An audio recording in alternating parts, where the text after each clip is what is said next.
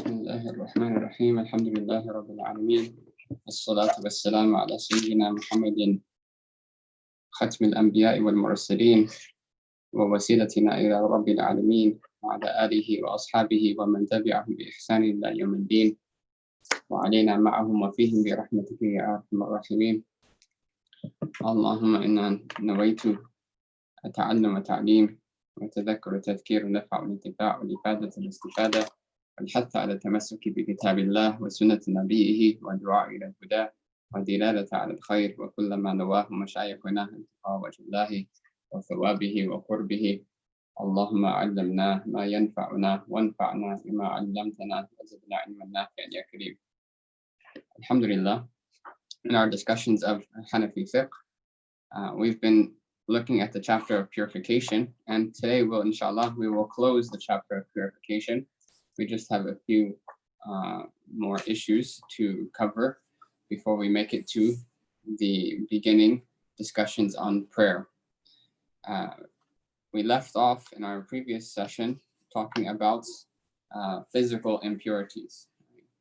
From the beginning, we've been talking about ritual impurities, like a minor ritual impurity, which is that which requires a wudu, and then the major ritual impurity, which requires a ghusl. But then we have transitioned to physical impurity, which is translated as filth, or in Arabic, it's najasa. Najasa is of two types. That there is najasa mughalladha, which is a heavy najasa, and then there's light najasa. Right? The heavy najasa is that which is determined to be that which there is no difference of opinion about. Right? So there is an agreement within the madhab that these are heavy najasa, the heavy impurities. Whereas the light impurities, that there is a difference of opinion regarding them. Therefore, they are not considered with the strict rulings of the heavy impurities. Right. So the heavy impurities, just some examples are flowing blood. We've talked about that. Right, stool or feces from either a human or an animal, right? With the exclusion of birds who are not permissible to eat because their droppings are light filth. Their droppings are light filth. Right? Also, alcohol, and we discussed the difference between wine alcohol and non-wine alcohol. Right, so wine alcohol is impure. Non-wine alcohol, according to the fatwa position, is if something like, for instance, hand sanitizer or a cologne has elements of alcohol in it, it's not considered impure. Although caution is recommended, as some of them said it's light impurity, but that's not the end all position. Right. Also, anything that comes out of anything that, like urine or semen or madhi or pre-seminal fluid, all of that is impure as well. Right? Light impurities. Right? We mentioned that with urine of animals whose meat is permissible to eat. Right? The urine of horses, and the reason why he makes it separate is not that horses are not permissible to eat. Right? But there was a difference of opinion that Imam Abu Hanifa rahimahullah ta'ala said that horse meat is disliked, and it's disliked to eat. But the reason why he said that is not because the horse meat itself is doubtful or has some prohibition attached to it. No, but because horses were generally considered as means for jihad, for fighting, and for conveyances, and for the army. So using the horses to eat would be a waste. All right, so and droppings of birds whose meat is not permissible to eat. Okay, so that was just a review, but now the question arises that if I do have blood, or if I have alcohol, or if I have some of these impurities on my body or on my clothes, how do I remove them? Right, and that's an important discussion, and a lot of people fall into misgivings and doubts regarding this, right? So with regards to cleaning and purifying impurities, or removing impurities, I should say, then we divide the impurities into two aspects. That if the impurity is visible, you can actually see it. You can see, and the way they define that is that you can see the traces of it even after it has dried, even after it has dried, right? So if it's visible, right, and it's discernible, then the only thing you have to do is to remove the actual essence of that filth, the body of that filth. Right? Even if you can do that by just washing it once, right? So you have a little bit of, so say there's a small bit of feces or a small bit of urine or semen, right, on one's person, right? Then once that thing is gone and you can't see it anymore, it's pure. Okay, even if you can do that by one wash, even if it's done by one wash, right? The exception to this is that if something is stained and certain traces of that filth remain and are difficult to move, then that is excused. So for instance, if someone has a child, right, and the feces of the child gets on their clothes and they wash the clothes, but so the actual essence of the feces is gone, right? But there's a stain, and that stain is hard to get out, right? This happens a lot with blood as well, that you get the blood out, but then there's a trace color of the blood that remains, and that's very difficult to get out. That is excused, right? Once the actual essence of the thing is gone, then its traces are excused if they are difficult to remove. You are not obliged to use the soap. You're not obliged to use hot water or to use any specific thing, only just water. If it doesn't come out with water, right, by itself, right, then you're not obliged to use soap and these things. If you have it, then use it, but it's not an issue, right? It's not an issue of whether it's pure or not, right? We're just a matter of just general cleanliness, not a religious ruling. Okay. Now, if the filth is undiscernible, like you can't see it, like for instance, some types of alcohol are very clear, right? Like for instance, right? Yeah. So if alcohol is clear, right, and you wash it, or you have water that has become impure because impurities went in it, right, and the water gets on you, and we'll talk about that, right? Then you can't see any traces, right? Once it dries, there's no way of telling that there is filth there, right? So for that, right, you have to wash the area, right, until you are reasonably sure that it's gone, right? And that's the basis of this, because there's no way to fully know that it's gone, right? And in our school, right, and in our deen, that إذا تعذر اليقين يصار إلى الظن, that if one is unable to act on the basis of certainty, then they will resort to reasonable surety, that you're almost certain, you're near certain, you're reasonably sure that it's gone, it's pure, and there's no need to second guess, there's no need to, right? Some scholars, in order to assist people in reaching that level of surety, right, reasonable surety, they said that if you wash the area 3 times, and after each time you squeeze it, you squeeze the water out, you wring it out, right? Then after the 3rd wringing, right, it's pure, right? And that amount, the 3 times, right, is just an estimation of what will help you get to reasonable surety. If you wash it 3 times and you wring it out each time, it's pure.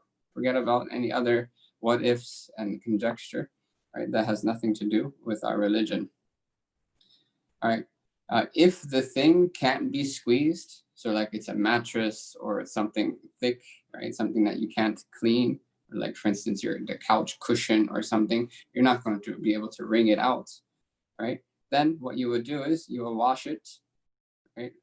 And then let it drip until it drips, let it drip dry, right? 3 times. Right? You should do that 3 times. After the 3rd time that it drips dry, it's pure. Okay. Right, so that's how filth is removed, right?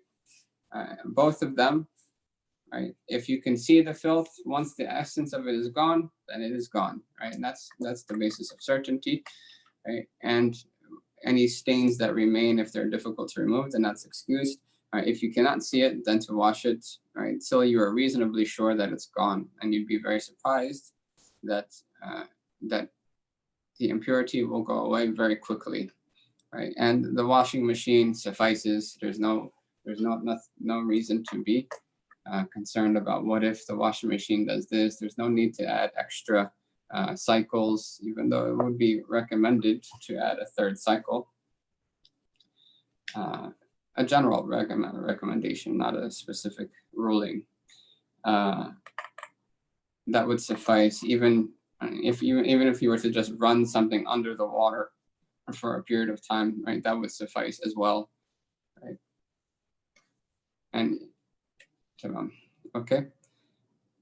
So now we mentioned that amongst the conditions of a valid prayer, which is what we will be talking about hopefully at the end of this class, if not the beginning of the next class, the conditions of the valid prayer is that the body must be free from any ritual impurities, right? So they must be a wudu or a ghusl or both, right? They must have wudu or ghusl. And the body must be free. The body, the place of prayer, and the clothing of the person praying must be free of any physical purities, or physical impurities, physical filth, right? So that is the ideal situation, but there is a small amount of filth, whether heavy filth or light filth, that is excused. That even if it is on the body or on the clothes, right, then the prayer is still valid. Right now, if one has the means to remove it, right, and does not remove it, right, then there may be some dislike involved in it, but the prayer is without a doubt still valid, right? So, but how much is excused, right? So if it's heavy filth, right, the amount that is excused, right, is the size of a dirham, right? The size of a dirham, which one of our British students told us that was a 20 pence, I think it's called, a coin, about that size, right? But which is about 5 centimeters, right? 5 centimeters in diameter, right? So the narrations from the Prophet ﷺ are the qadr dirham, the size of a dirham, right? So the scholars, they understood that to be one of 2 things. That either if the thing that is impure is physical weight, is a solid substance, right? Then it's 5 grams of weight, right? Because the dirham is 5 grams, right? And this is reasonable surety. Is this 5 grams worth of impurity or not, right? But if it's liquid, right, then it's 5 centimeters in diameter, which is the size of the dirham, right? And that's reasonable surety. You have a small spot of urine on your clothes, right? Just look at it. Is it the size of a dirham or not, right? If it isn't, tawakkal Allah, right? And one way you can tell what the size of a dirham is that if you take your palm and you put it like this, and right, you'd see that in between the bones, right, there is a hollow portion, right? That is the size of a dirham, right? So if you really need to, right? But in general, right, in most developed countries and these things, there would be all the means are available to be able to remove impurities. Right? Water is there, But if you're traveling or if you're out and about, you're at the rest stop, right? You're on a journey, and the only thing you have is to stop at a rest stop, a truck stop, or something. There's not much you can do there, right? Then these things come in handy. Okay. Now, in regards to light filth, right, then the amount that is excused is anything that is less than 1/4 of the entire garment, if the impurity is on the garment, or less than 1/4 of the entire body, right? If the impurity is on the body, and that's a lot. Right? That is a lot, right? So really, there's not much to worry about here, unless someone actually works with horses and these things. And this, it could be a reality, right? The horse urinates on your pant leg or something, right? Is your pant leg 1/4 is one whole pant leg 1/4 of the garment, right? Possibly, yes. So light spray of urine is excused, right? So if someone is using the restroom, right, and urinating, akramakumullah, right, then the spray that comes splashing back on the body is excused. So spray is excused, but splashes are not, right? Splashes are excessive, right? And the sprays are difficult to stay away from, right? So they're excused because it would be unduly difficult to protect oneself from that, right? Whereas splashes, right, are not excused. Okay, right. With that being said, right, one thing that we wanted to talk about is that filth, that impurity transferring to other things. Right? And a lot of people have issues with this, that something splashed on their hand while they were using the restroom, right? And then after that, they touched the doorknob of the bathroom, and then someone else touched that doorknob and then touched the milk carton, right? That, right, all of that is conjecture, right? All of that is conjecture, right? If a liquid substance, an impure liquid substance touches you, right, that area is impure. That area should be washed, right? And that's it, right? Anything you touch after that, right, there is no certainty that that impurity transferred, right? So if there is actually dripping wet liquid on your hand and then you touch something, okay, then that would transfer, right? But if your hand just has some impurity on it, right, and even if it's slightly moist or damp, right, so your hand is slightly damp and then you touch something, right, impurity is only considered to have transferred if the traces, meaning the smell and the color of that impurity, is clearly manifest on the object that you touched. Other than that, it is not impure, right? And it's important to realize that that is not something that is easy, right? That's not something that happens simply, right? That the traces of that, it must be a lot of impurity for the traces and the color, the smell and the color of that impurity to show up on your doorknob or on whatever it may be, right? Also, it's not sunnah to smell, right? To smell your hands or to even check, right? To check for impurities. It's not a sunnah to smell your hand, right? So if you know it's there, wash it. If you don't know it's there, then it's not there. Right? And that's the basis, right? That we don't act on assumptions. That we only act on reasonable surety. If you are reasonably sure that there is impurity on your hand, wash it. Right? If you are reasonably sure that the impurity is there, then wash it. If it is, if you kind of sure 50-50, right? Ignore it. Ignore it. Ignore it. Right? Allah will not ask you why you did not act on your conjecture. Okay. Right. So, if, for instance, you have, right,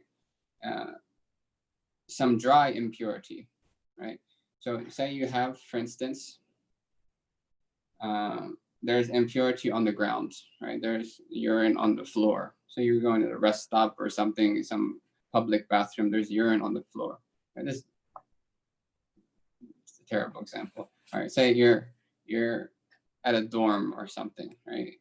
And there's urine on the floor, and you step on that urine with a wet foot, or you come out of the shower and you step down near the toilet, right? And you didn't realize, but there's dry urine on the ground there, and you stepped on it. Right? What is the ruling of your foot? Right? Is your foot impure or not?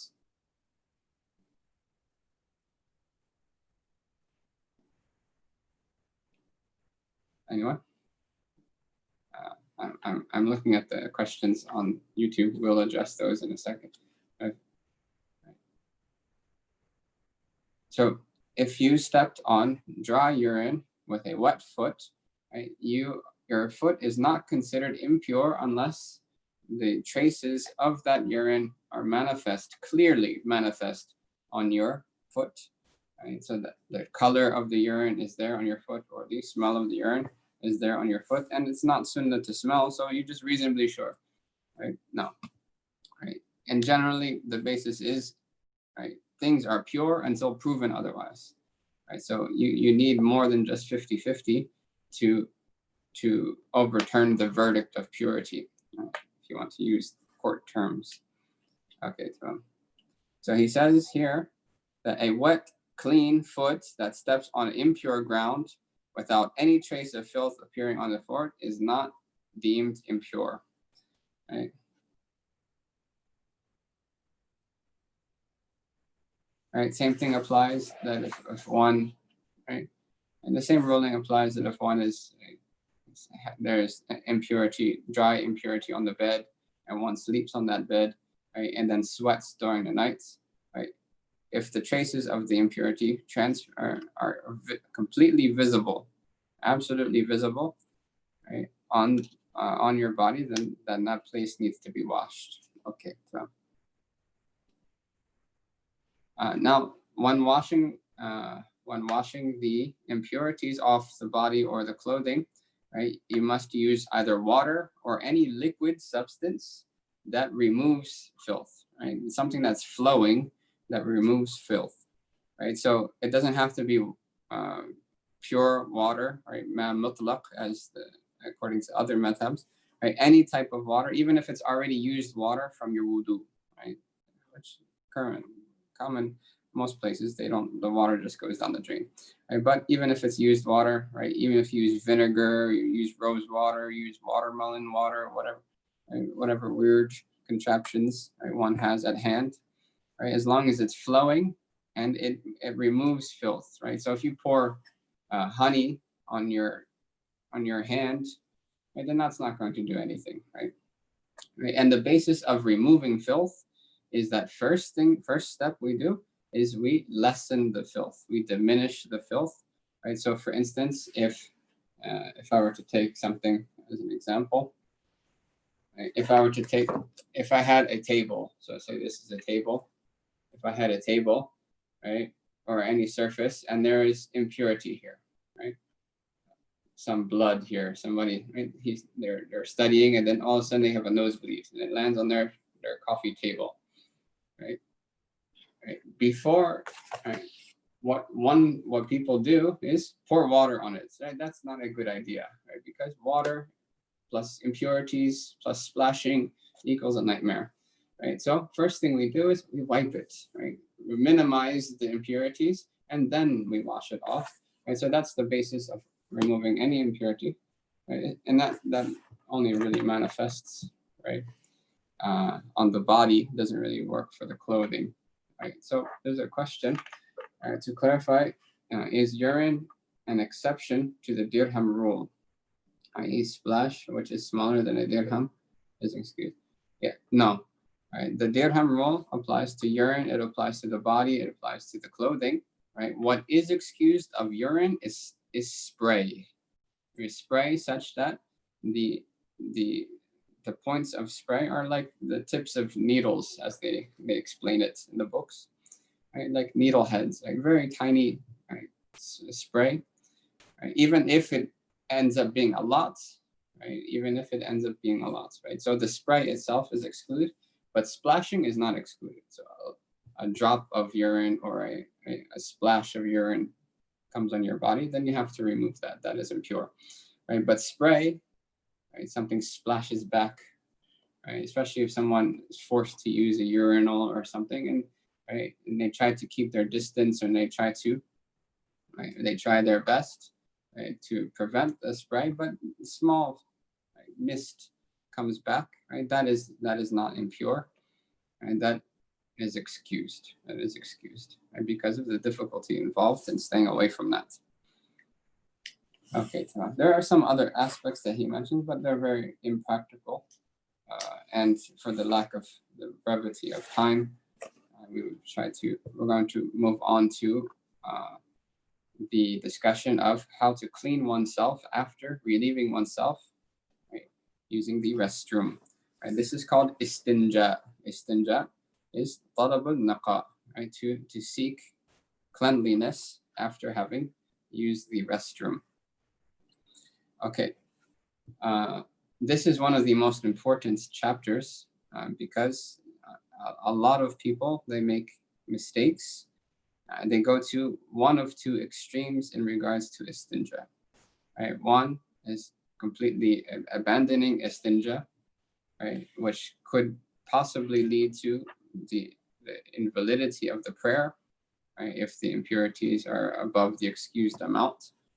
Right? Also, or a person goes overboard with the istinja, right, and they cause themselves waswasa, misgivings, and doubts, and this and that, right, and it can become a very big sickness. And there's many people who take 20 minutes to make istinja in order for them to pray a prayer, or they repeat their wudu over and over and over again because of what ifs, right? So after urinating, right, so in general, istinja is sunnah. Right? It's a sunnah, it's an emphasized sunnah of the Prophet ﷺ, right? But we need to understand the definition of istinja first, right?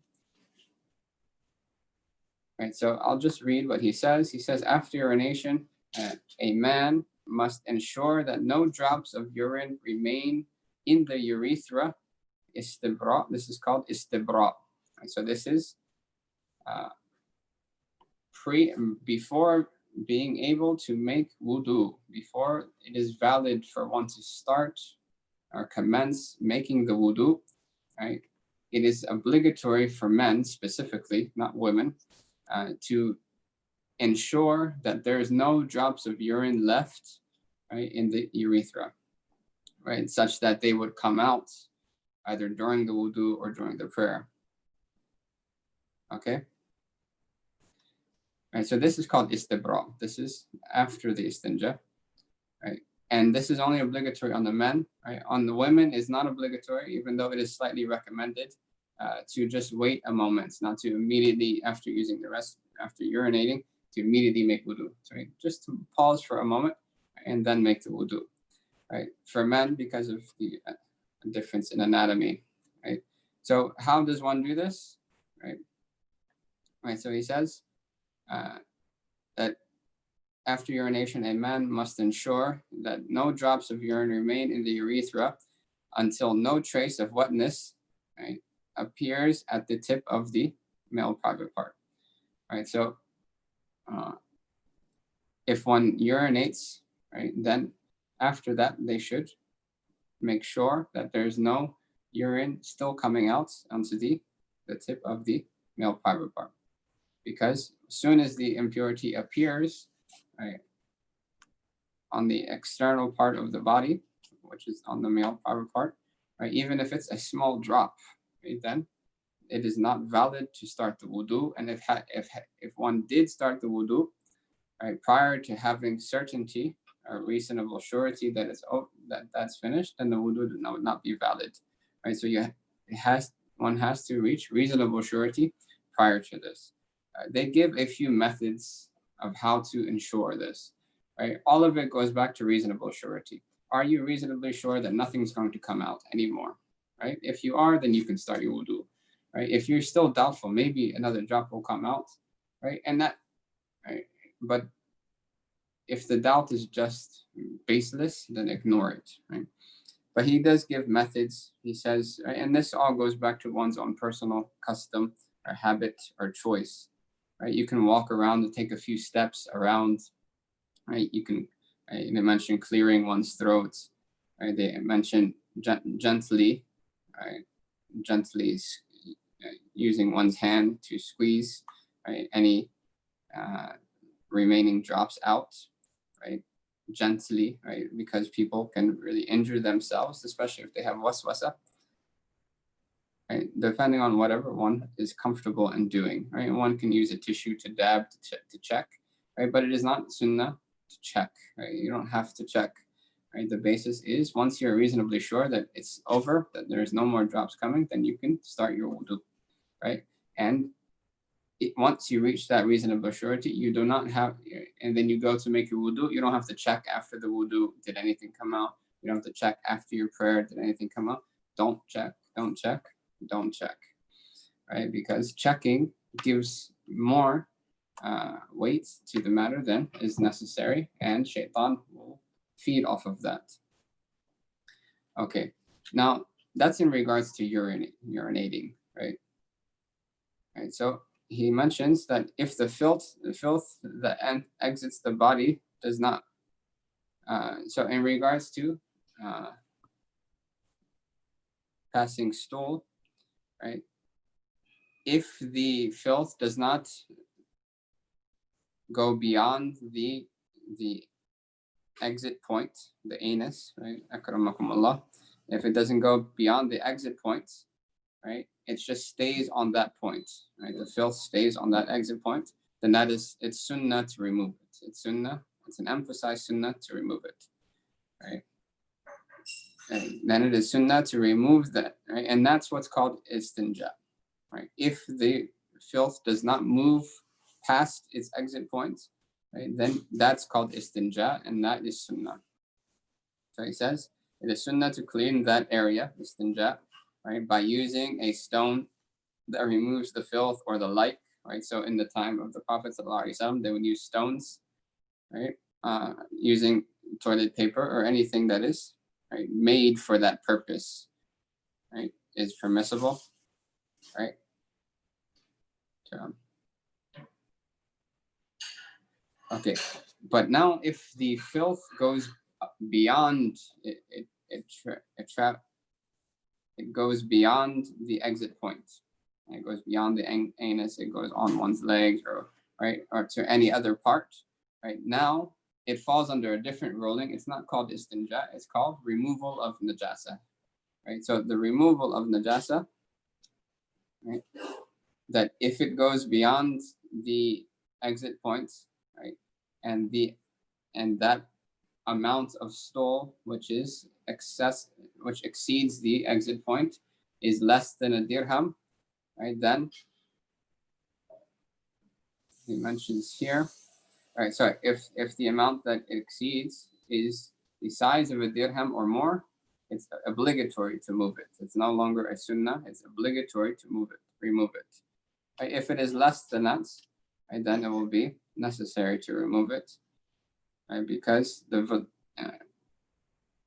it would still fall under the excused amount, meaning the prayer would still be valid, right? Although if a person left it without any reason or any excuse, then it would be disliked, right, to leave it, right? And again, that can be, right, the istinja would be to use the left hand, right, to use two fingers or three if necessary, to run with flowing water, right, and to wash the area until one is reasonably sure that nothing remains, right? So, and if there's any questions on the istinja part, then we can take that.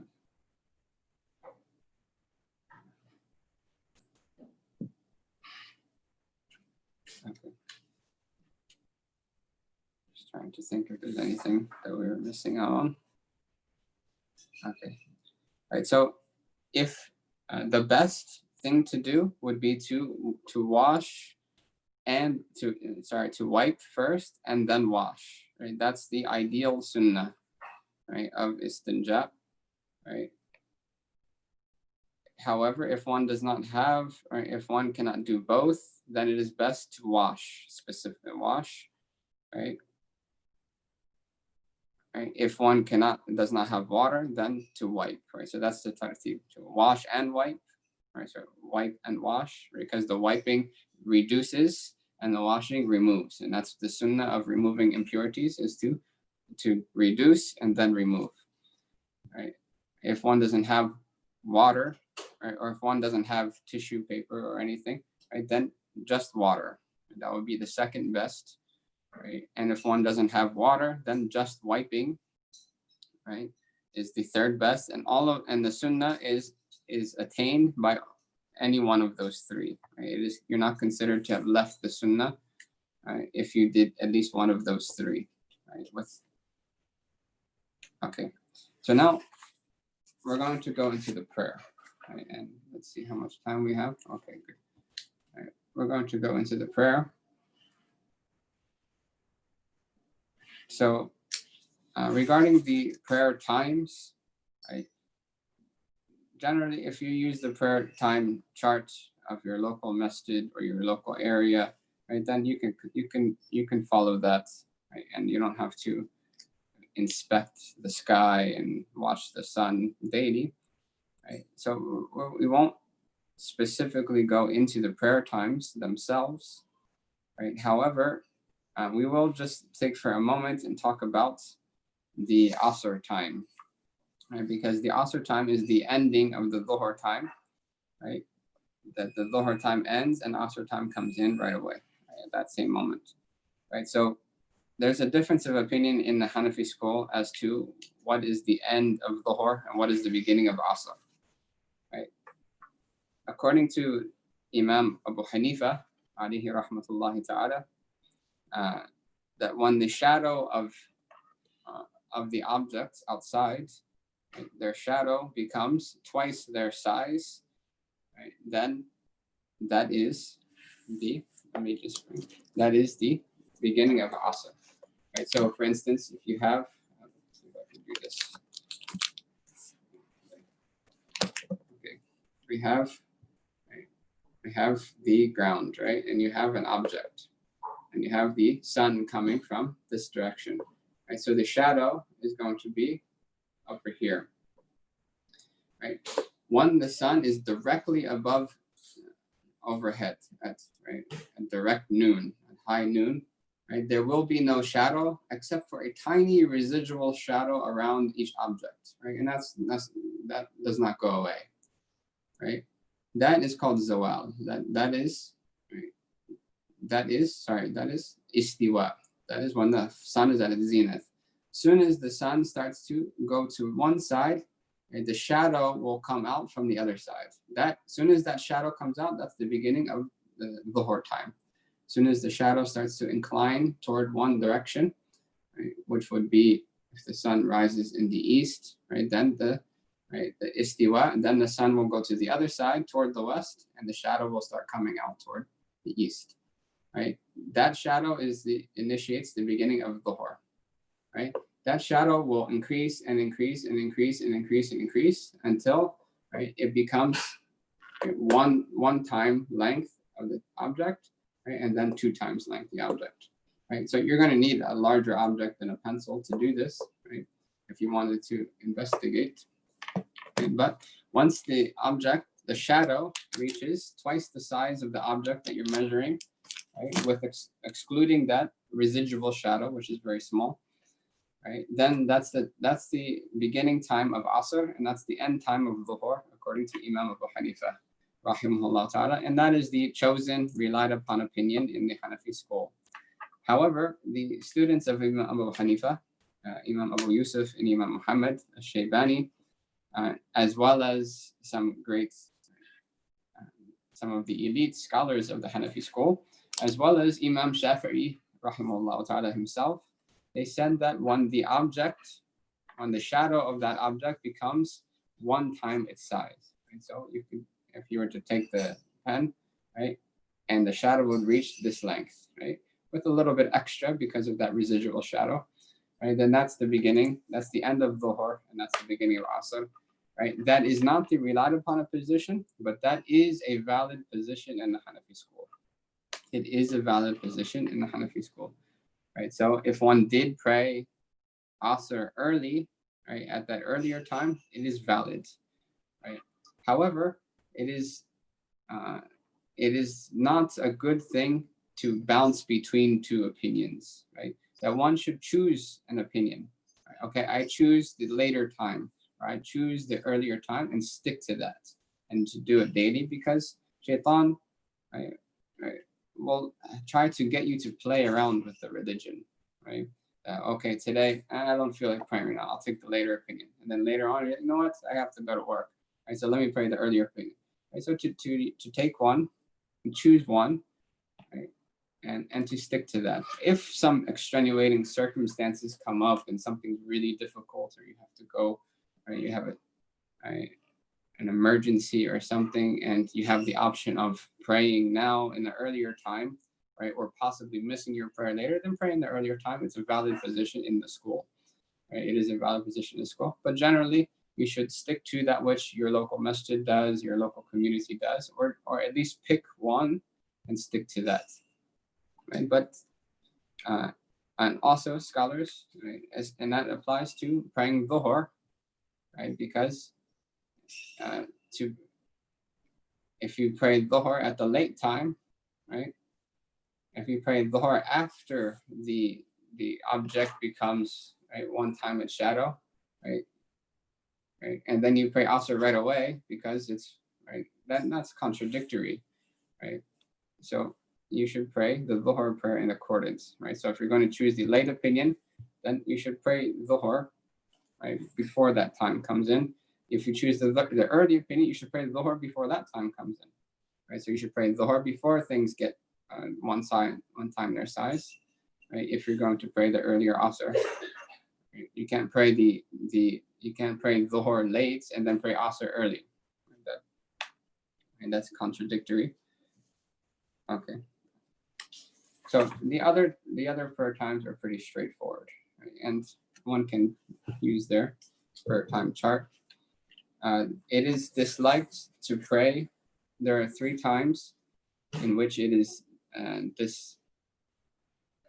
disliked to pray, right? And any prayer that became obligatory on one prior to the entering of these times, if you were to pray that prayer in these times, that prayer would not be valid, right? So I'll just read what he says. He says, there are 3 times of the day in which any prayer that was obligatory before these times, right, is rendered invalid if performed in these times. Okay, what's an example of that? Okay, all right, well, the 3 times, we'll just explain that first. The 3 times are as the sun is rising, right? So the end of Fajr is when the crescent, or the sun itself starts to rise over the horizon, right? That you start to see the sun rise over the horizon, right? Even a tiny bit, so that's the end of Fajr time, right? That from that point until the sun rises to until about 14 or to 16 minutes afterwards, right, which they say is the size of a spear or 2 spears, right? Until that time, it is not permissible to pray in that time. It is not permissible to pray in that time, right? So if, for instance, I missed the, let's see, if, for instance, I wanted to pray a qada, a missed prayer from 5 years ago, right? So that missed prayer became obligatory prior to this time period that I'm in now, right, where the sun is rising above the horizon, right? I cannot pray that missed prayer, right, at this moment. I cannot pray that missed prayer at this moment, right? Because it became, right, it is not valid. If I were to try to, it is not valid. It would be sinful to do so, right? Because that prayer was obligatory, right, in its complete, in a complete way, right? And to perform a complete prayer in a deficient time, right? Because the time is a disliked time, so there's deficiency in the time, right? Is not valid. Okay, right. So that applies to while the sun is rising until it's fully risen, right?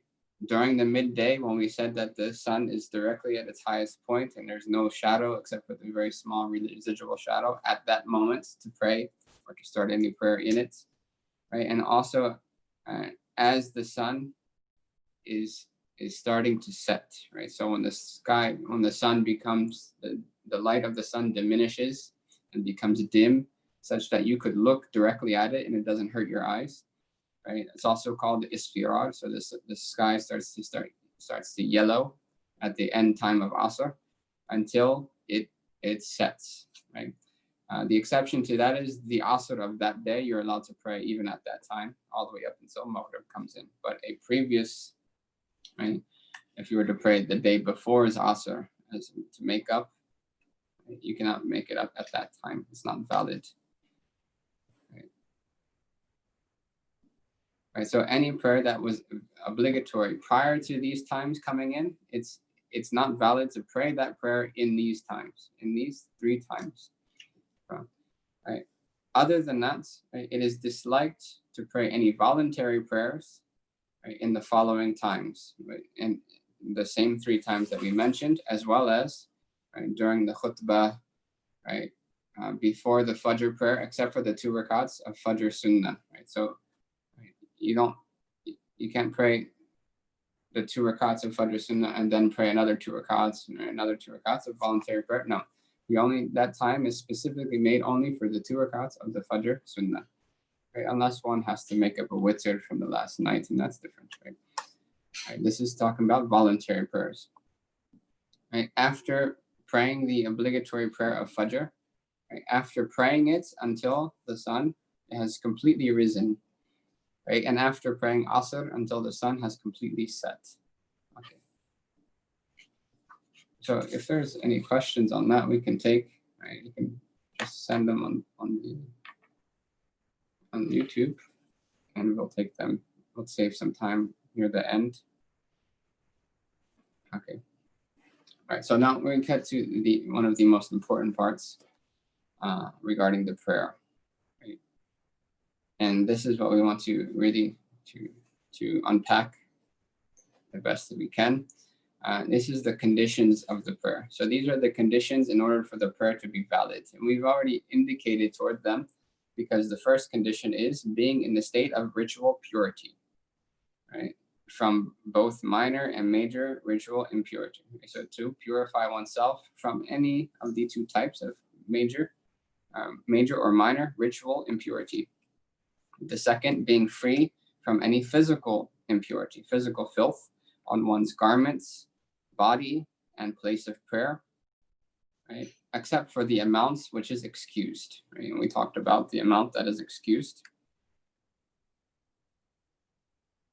And when we talk about the place of prayer, right, it only applies to the place in which one's limbs are actually touching, right? So the place where one is, upon which one's 2 feet are, right, where their knees land, where their hands fall on the ground, right, and where their head is placed, right?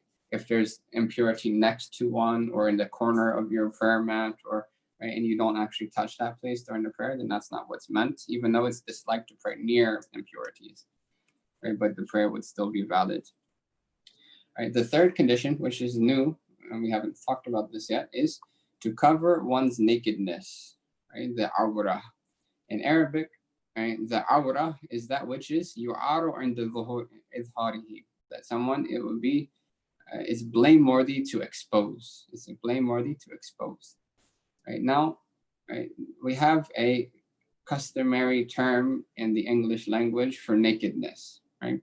But the Sharia, the sacred law, right, stipulates a specific definition for nakedness, and defines the specific amount of what is considered nakedness, which might be different than, right, the trends and the norms of today, right, the non-religious norms. Okay, so nakedness in the Islamic concept, right, for a man is the area in between, right, from just below the navel until just below the knees. Right? So the knees are part of the nakedness. So it is sinful for a man to show his knees or any of the parts between the navel and the knees, right, to anyone who is not permissible for them to see it, nor is it permissible for the man to look at another man's knees. Right? It's impermissible as well for a woman to look at a man's, right, at that part of a man, a nakedness. Right?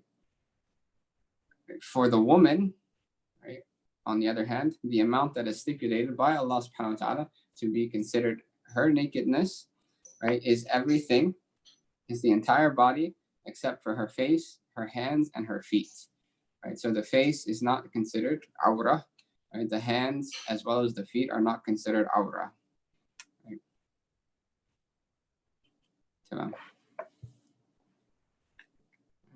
So for a woman to expose any other any part besides her face, her hands, and her feet, right, to anyone who is not allowed to see, right, is sinful. It's sinful for her to allow anyone or to make it such that people can see it, right? However, with that being said, that there is some expensiveness in regards to things that are difficult. Like, for instance, if a woman is walking and her garment comes above her ankles, right, and exposes the lowest part of her shin, right, things like that are excused insofar as in the case that it's hard for them to not do so. Or for instance, if a woman is if she's doing something or she's working with her hands, right, and a tiny bit of her, right, her forearm becomes exposed, right, above the wrist, right, then that would be excused, right? And so some of the tiny bit of the forearm becomes excused, right? Right. However, it will be, right, it's more cautious of the woman and more befitting to the dignity of Islam and of the woman, right, to try her best not to. Like, so if she's going to make the takbir of the prayer, she can even grab her sleeve or have a longer sleeve, right, and so forth. Okay. So we'll revisit that as well, because it'll come up to what amount is excused, right? Because if some of it is exposed during the prayer or prior to the prayer, right, in regards to the prayer itself, then how much is excused? We'll discuss that soon, inshallah. Right, so I'll just list the rest of the conditions. Number 4 is facing the qibla itself. Right? Facing the qibla, and facing the qibla is with the chest. Right? If someone turns their head left or right, right, it is amongst those actions that are disliked in the prayer, unless there's a necessity, someone has to check on their child or something, right? Then it will be disliked, but the prayer is still valid because it's with the chest. If they turn their chest, however, right, then if they turn their chest 45 degrees away from the qibla, right, in any direction, then the prayer, or more than 45 degrees, I should say, then the prayer is invalid, right? Okay. Now, since we are not specifically in front of the Kaaba, right, it is obligatory for us to face the direction of Mecca in general, right? But if you are in Masjid al-Haram and you can see the Kaaba in front of you, you have to face the actual, you have to face the Kaaba itself. Here, we're just getting as close as we can by facing Mecca, right? Number 5, that the time of the prayer must have already entered in order for you to start that prayer and for it to count, right? Also, it is obligatory for you to have certainty that the time is in, right? You can't just, right, just merely guess, oh, I think it's in, right? Right? Just assume that it's in or guess that it's in. One should be at least reasonably sure that it's in, right? Or to have certainty that it's in. Reasonable surety or certainty that it's in.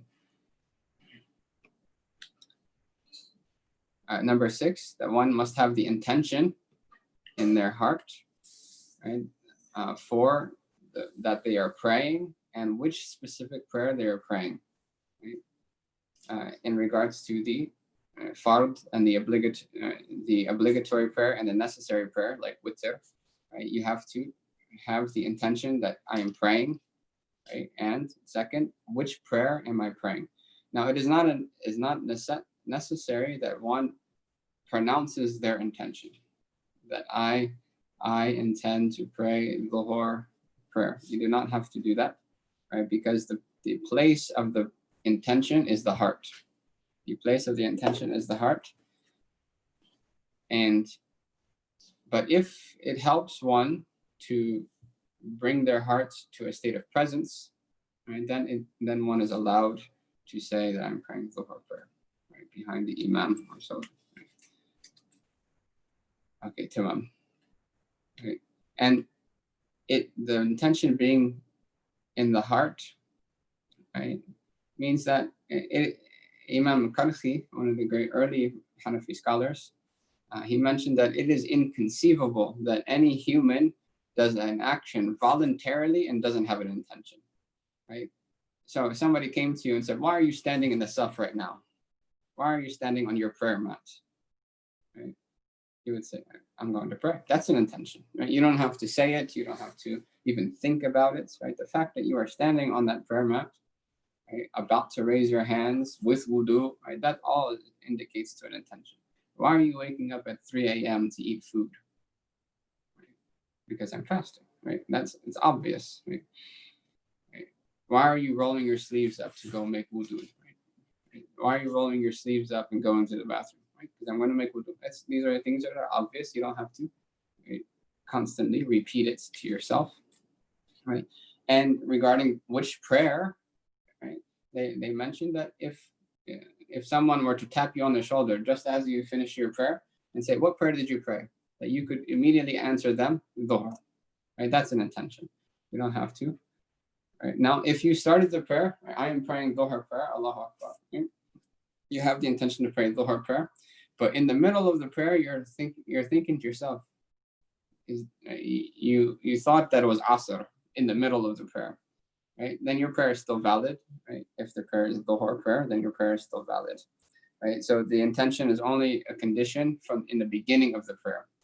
Right? If you forget and you assume that it's a different type of prayer, it's a different prayer in the middle of the prayer, that doesn't affect the prayer, right?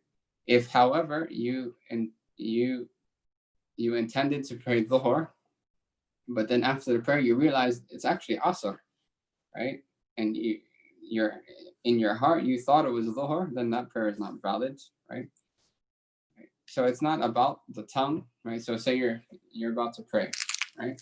You say, I'm praying Asr for the sake of Allah, Allahu Akbar, right? But in your heart, you're praying Dhuhr, but accidentally you said Asr, it doesn't matter, right? Your prayer is valid if that which you thought it was, meaning in your heart, right, is correct. Okay, number 7 is to say the opening, right, tahrima, right, the Allahu Akbar in the beginning. Right. Now, this must be said in such a way that one can hear themselves. It must be said audibly, right? It is not sufficient that one merely mouth the words with no sound whatsoever. Right? There's no sound, it doesn't count, right? If someone has been doing that for many years, right, and they're just now learning that, they should consult their scholars. There are other opinions in the school, right? And generally, it is frowned upon to just seek out different opinions, right? But if there are secondary opinions that are valid in the school, right, they can be used by authorized scholars, right, to assist people in not having to make up a lot of prayers, right? So they can be used in retrospect for the validity of your past prayers, right? Where there is a narration in the school that would cause that to be valid, right? So if someone has been doing that for years, or just in their heart, right, they pray, they say Allahu Akbar in their hearts, and they recite Quran in their heart, right? And now they're just realizing that you have to say it. It's obligatory to say it audibly, just at least enough to hear your own self, right? And they realize, oh my goodness, I have to make up 20 years of prayer, right? No, you don't have to make up 20 years of prayer, right? If that is your reality, right, consider your previous prayers valid, right? But don't do it again, right? From now on, say it audibly, because that is the strongest position in the school, right? But one does not need to make up any prayers. Okay. Right. So this when saying the Allahu Akbar, right, it must coincide with one's intention. So one has the intention to pray Allahu Akbar, and which prayer, right? You can't change your intention. So Allahu Akbar, oh yeah, I'm praying this, right? Afterwards. Now it has to be before or during the takbir. Okay.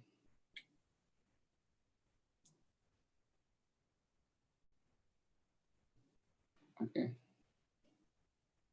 Right. Some of the above conditions are overlooked if there is a valid excuse. Right. So for instance, we mentioned about ritual purity. If one doesn't have water, they can make tayammum. We talked about that.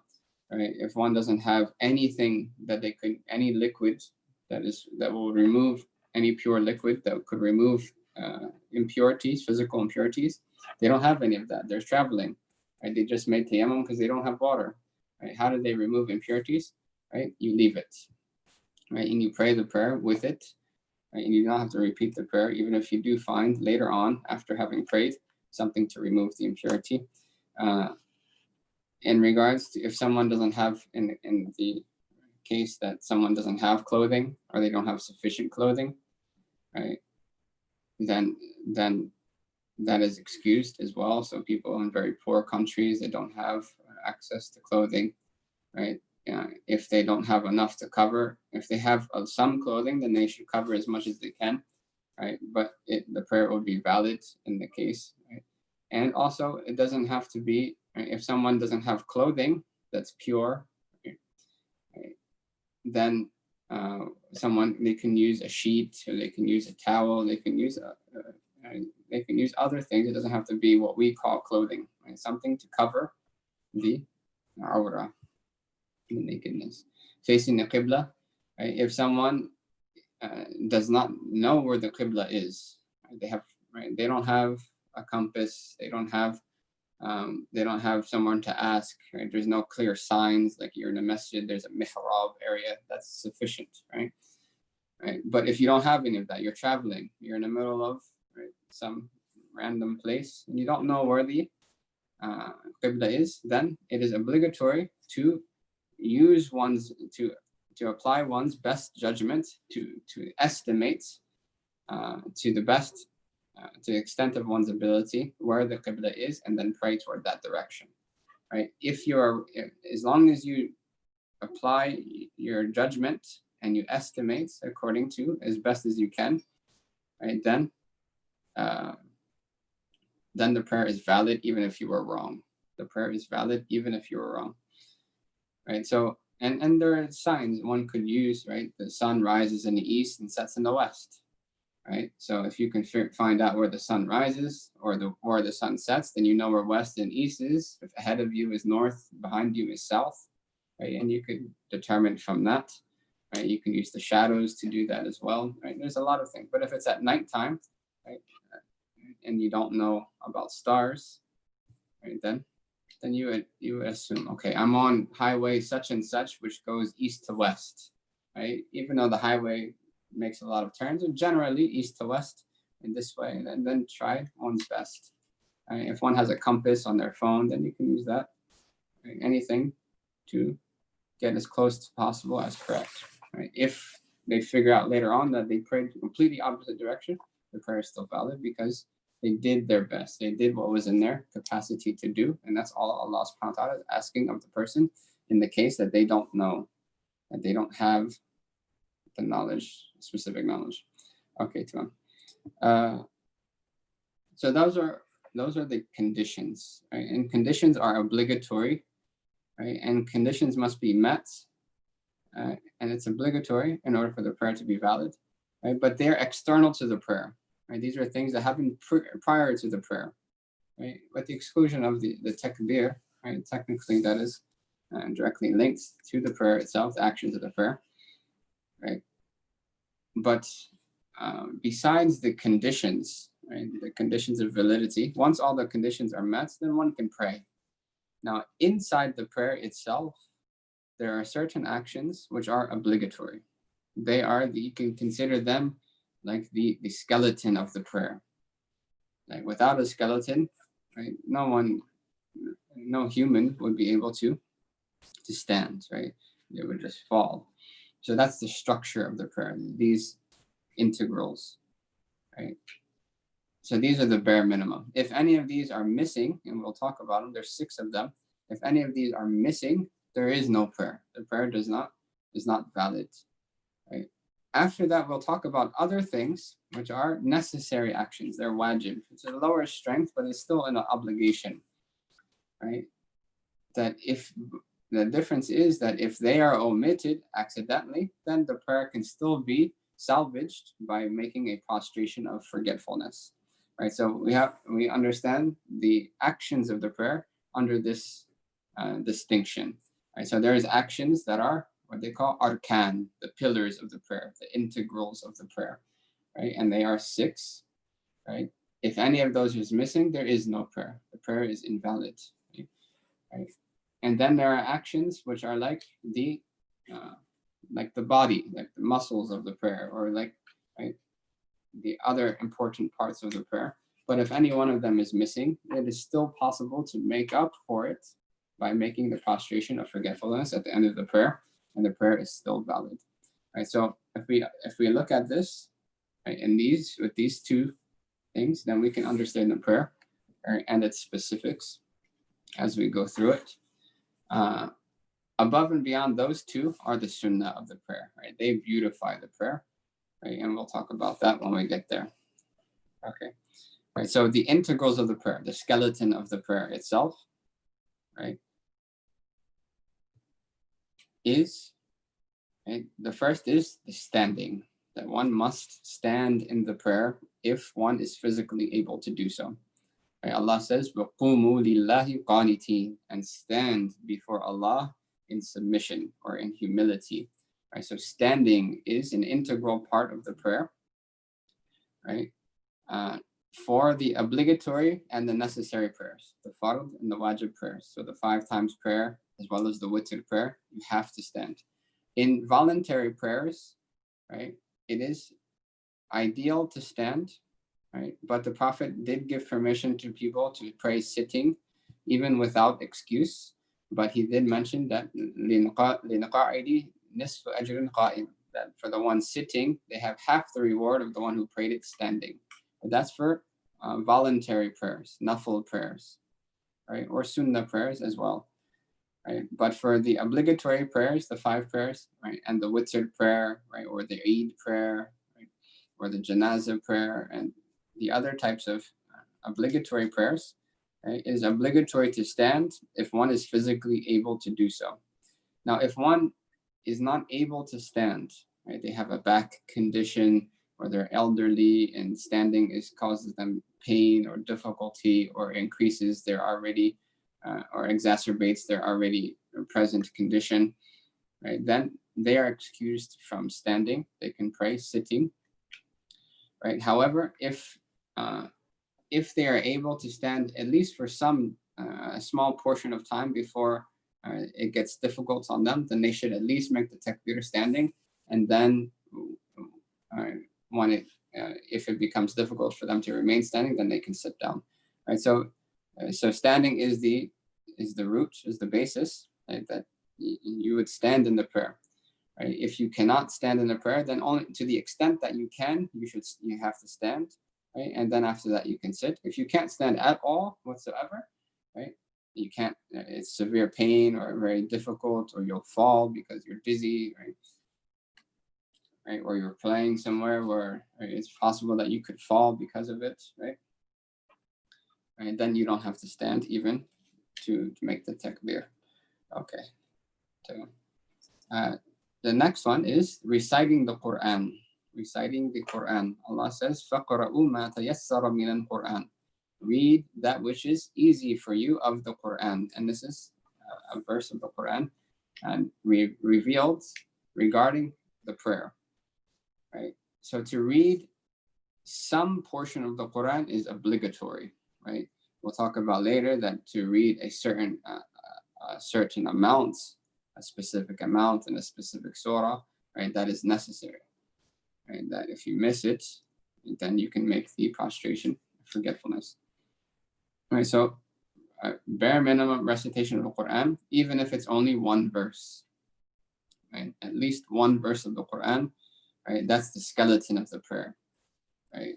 If you do that, then the prayer is still, right, it's still possible for the prayer to be valid. But if you didn't read anything whatsoever, you said Allahu Akbar, and then went right into ruku', right? If you didn't read anything whatsoever, the prayer is not valid because the skeleton is missing.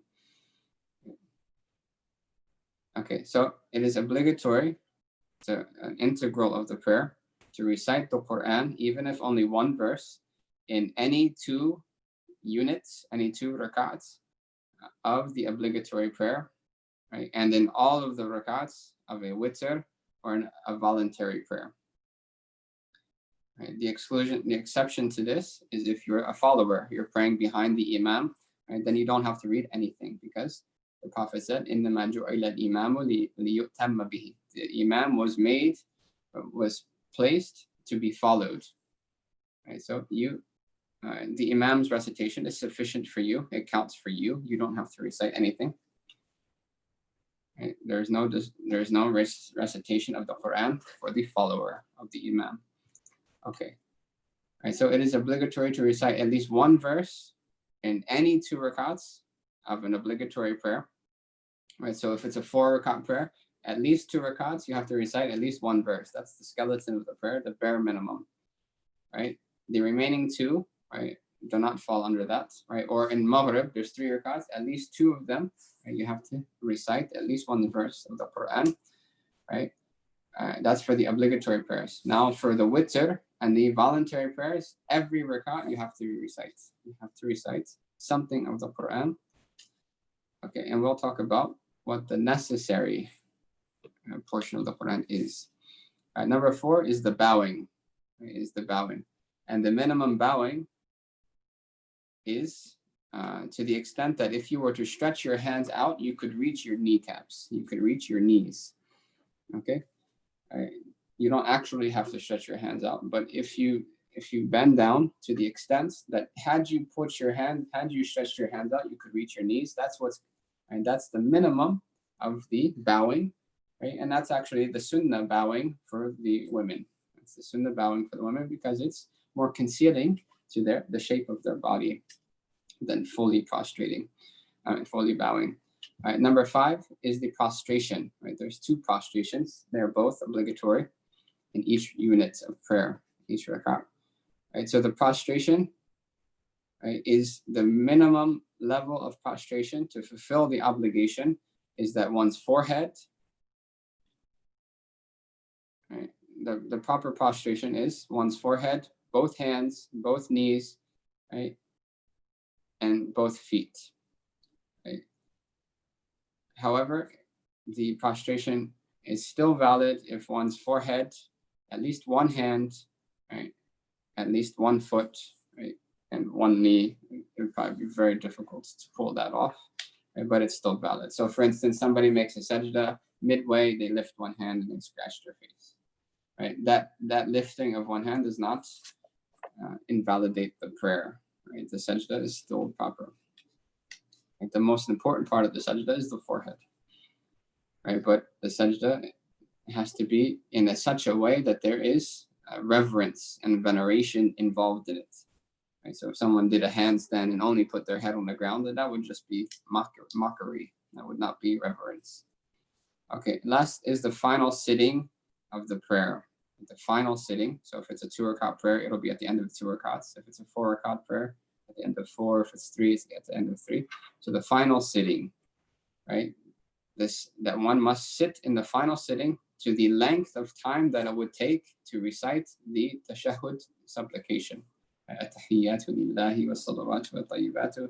Assalamu alayka ayyuhan nabiy wa rahmatullahi wa barakatuh. Assalamu alayna wa ala ibadillahi salihin. Ashhadu an la ilaha illallah wa ashhadu anna Muhammadan abduhu wa rasuluhu. That's it. If they sat for that amount of time, then they have completed the integral of sitting actually reciting the supplication, right, falls under the next category, which is the mandatory or the necessary actions, right? So, right. Also, although there's a difference of opinion, it's obligatory to leave, right, one's prayer and by their own doing and by their own actions, right? Is generally that would be done by saying Assalamu alaikum wa rahmatullahi wa barakatuh. Okay, Turan. Okay. Are there any questions regarding that for those who are watching online? We are moving slightly fast, but I feel free to ask any questions. It will take time when needed.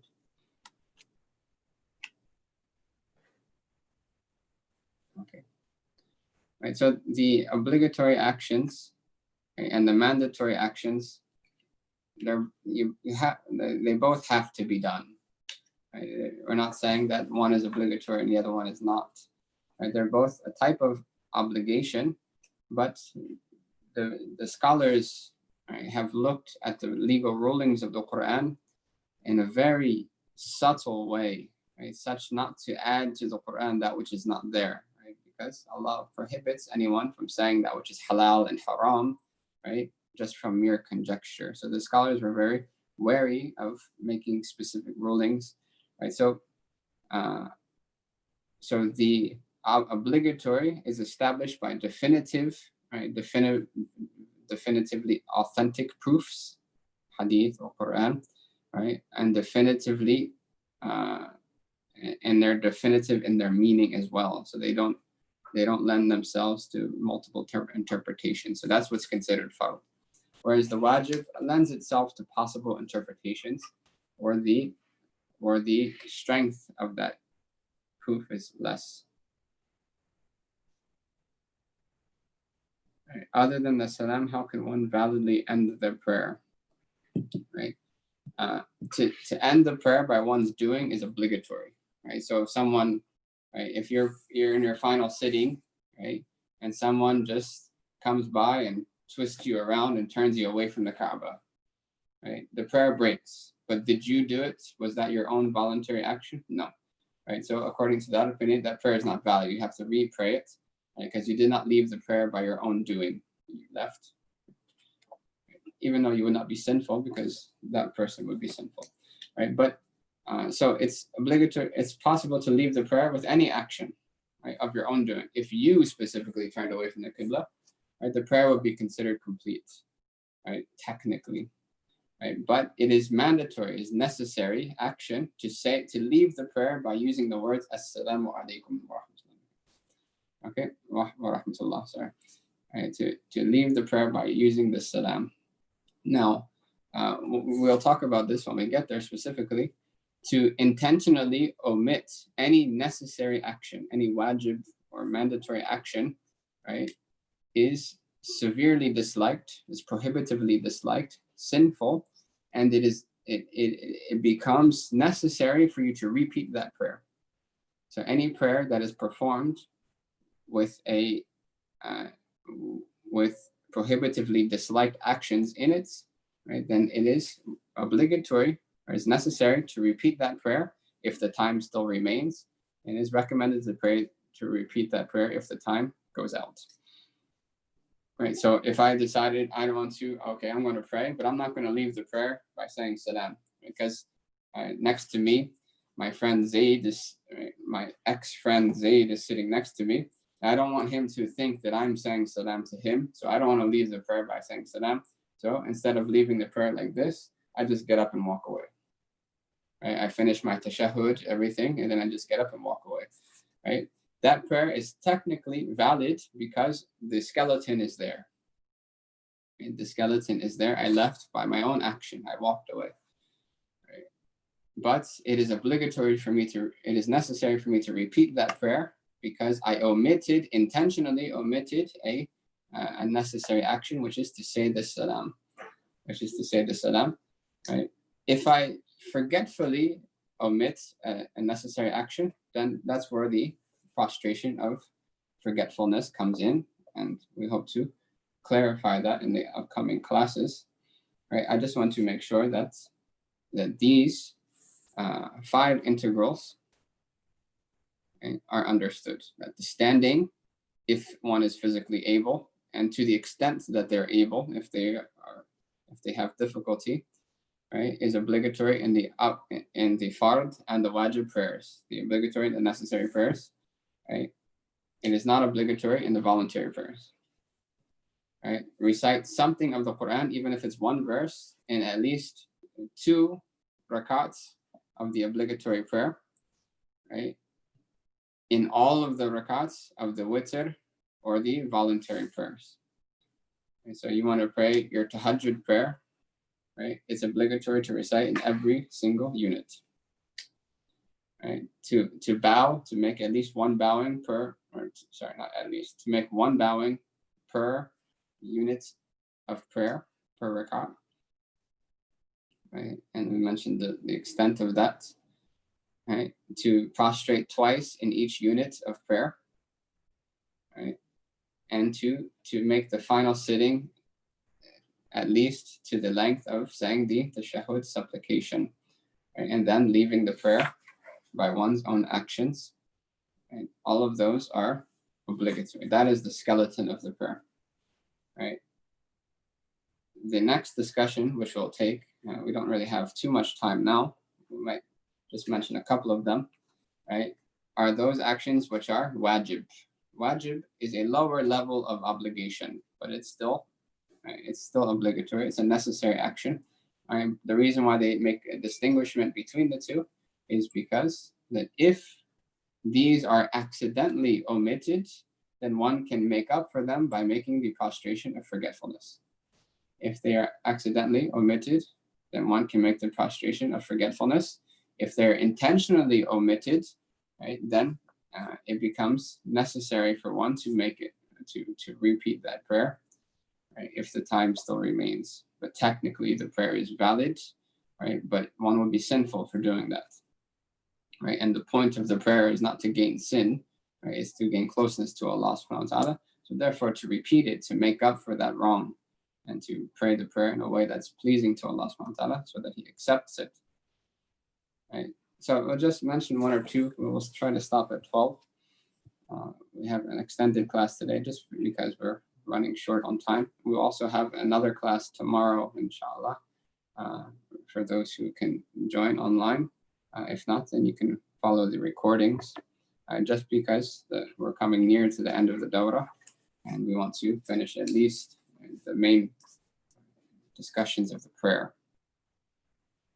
Okay, so the first of the necessary actions, right, is to enter the prayer, right, by saying the words Allahu Akbar. Right? So we mentioned that the tahrima is obligatory, right, to enter the prayer by saying, right, the tahrima, the obligatory aspect of the opening Allahu Akbar is not to say Allahu Akbar, it's to say any name of Allah subhanahu wa ta'ala.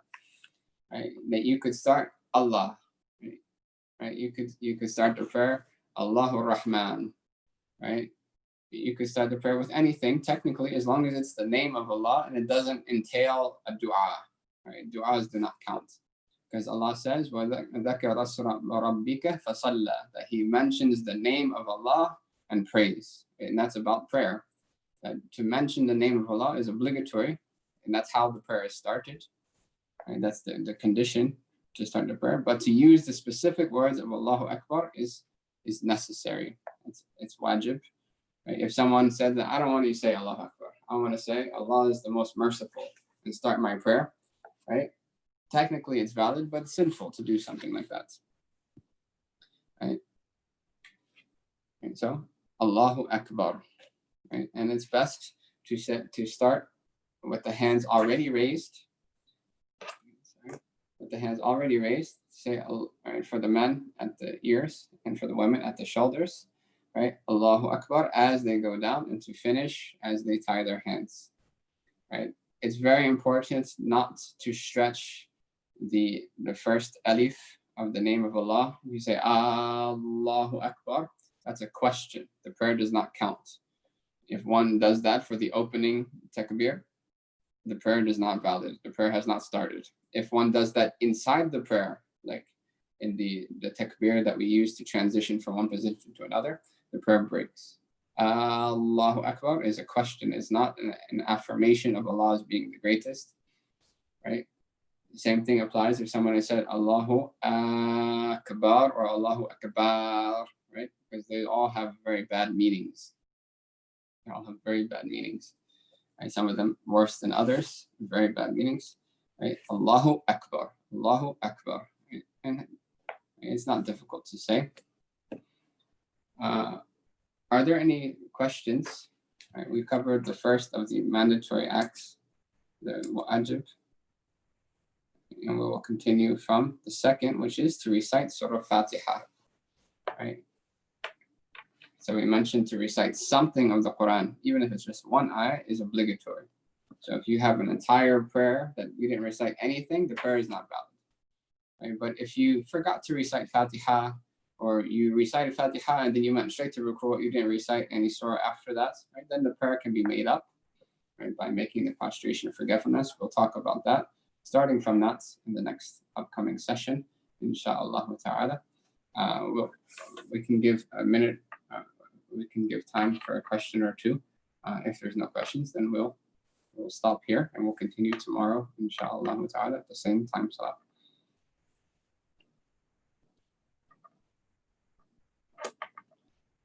الفاتحة بالقبول والإقبال والإصلاح الحال أن الله إذا خشانا برحمة مغفرة ويعنينا بركة هذه الدروس ويزكي بها النفوس ويقربنا من ربنا القدوس وأن يجعل هذا الدار سبب تفريج للمسلمين وإدخال السرور على شيخنا الحبيب عمر محمد الحفيظ وشيخ وسيد المرسلين محمد صلى الله عليه وسلم جميع الأولياء والصالحين بخير لطف وعافية بسر الفاتحة إلى حضرة النبي صلى الله عليه وسلم. الفاتحة.